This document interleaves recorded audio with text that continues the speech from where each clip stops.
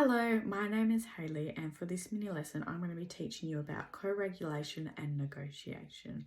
So the structure of this mini lesson, I'm going to break up the two words, give you definitions for each of them, and then examples for each of them, and then bring them together to see how they work together. And throughout this mini lesson, I'm going to ask for you to provide some personal experiences relating to these new terms. Some of these terms, may be new to you, and that's totally fine. So if you can't give examples, all good.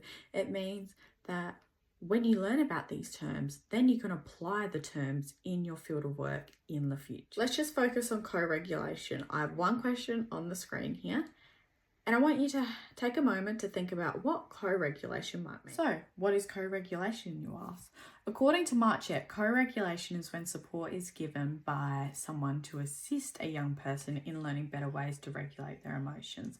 This is because children are still experiencing changes in their emotional development, which includes expression and regulation of emotions. So hopefully you had a definition or some ideas like that. So if you're the person that is approaching a person that is unsteady, what you want to do is you want to remain calm and be supportive.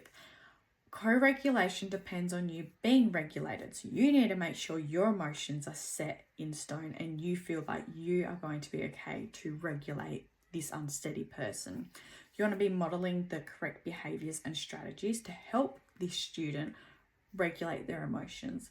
All of this is a stepping stone for self-regulation. We want students to be able to regulate their emotions on their own. Now that I've given you a definition of what co-regulation is, I want to give you some time to think about where co-regulation might have been used on you, or you had to use co-regulation on someone else. Quiz time! So I've got two scenarios on the screen. I want you to choose which one you think co-regulation has been used. So the quiz is number 1, because the teacher is co-regulating by helping the students manage their emotions, showing empathy, and suggesting a solution to the problem. And also doing some breathing techniques with the student to remain calm and regulate their emotions. Whereas the other one, number 2, the teacher dismissed the student's feelings and didn't care and just went, and that is not co-regulation. Now we're on to the second term, negotiation. What is negotiation? I'm going to give you some time to think about it, and then I'm going to give you a meaning like I did with co-regulation. Negotiation is when a decision is occurring and the aim is to reach an agreement. So how this relates to co-regulation is because when you are co-regulating with someone, you have to negotiate how they're feeling, and what you want to do is get the unsteady child to an agreement, which is to get them back to a steady state.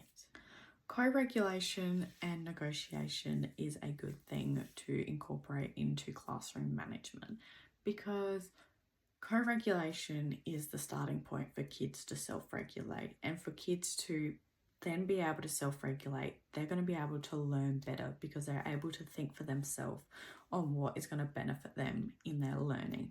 So it's welcomed into the classroom environment as a positive. You want students to build responsibility for their learning, and when students are regulating their emotions, you want to listen to them and their thoughts, and then you may express your views on the situations that's happening. And then when negotiation comes into it, you're going to, with the student, negotiate to make an agreement. I picked Linda Albert's theory of cooperative discipline, because discipline is best achieved through cooperation, and co-regulation, negotiation, I think fits well with this theory, because the teacher needs to establish a classroom that is safe, where students feel connected and they feel belonged and they feel welcomed in the environment. And that is why I think it's so important that co-regulation and negotiation is established. It's an expectation, it's a routine and in a classroom. So children feel safe to co-regulate with a teacher. They're not going to feel scared to go up to them or they're able to negotiate their feelings, their thoughts towards a discussion. So that is why I think this theory and this concept works well with co. Thank you for listening to this mini lesson. I hope it was informative for you and you took something new away from it. I added some resources that you can have a look at and some key takeaways and tips, but I've also added the course principles where co-regulation and negotiation has linked to the course principles. Thank you very much.